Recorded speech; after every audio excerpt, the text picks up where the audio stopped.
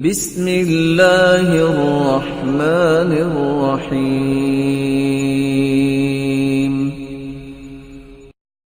رسول اللہ صلی اللہ علیہ وسلم نے تربیت کا جو چوتھا پہلو بیان کیا ہے التحنیک والتبریک۔ آج تحنیک، پیدا ہونے والے بچے کے پیٹ میں سب سے پہلی خوراک جائے تو کون سی خوراک جائے؟ اس کو تحنیک اور عامی زبان میں بھوکتی بھی کہتے ہیں۔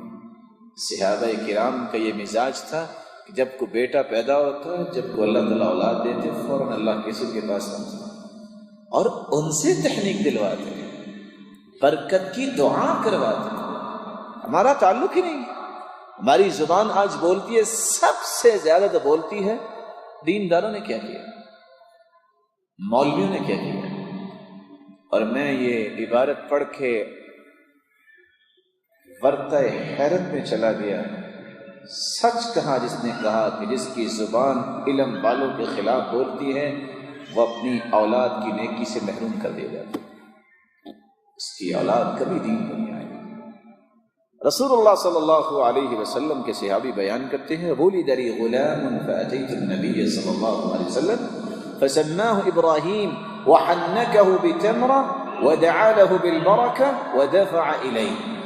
اللہ تعالیٰ نے مجھے بیٹا دیا، میں اللہ کے رسول کے پاس لے کے گیا، انہوں نے ابراہیم اس کا نام رکھا۔ صحابی بیان کرتے ہیں ابو موسیٰ اشعری رضی اللہ تعالیٰ عنہ، اور تحنیک دی اور برکت کی دعا کی۔ آج بھی آپ کسی نیک آدمی سے یہ کام کروا سکتے ہیں، اور سلف کے اندر یہ طریقہ رہا ہے۔ اور اگر خوراک دینی بھی ہوتی ہے، چلو فلاں دادا ابو کو پکڑاؤ، وہ گڑتی دے دے گا، اور وہ کون ہے جس نے کبھی نماز نہیں پڑھی؟ وہ کون ہے جس کے چہرے پہ خود سنت نہیں ہے؟ وہ بچے کی تربیت کیا کرے گا؟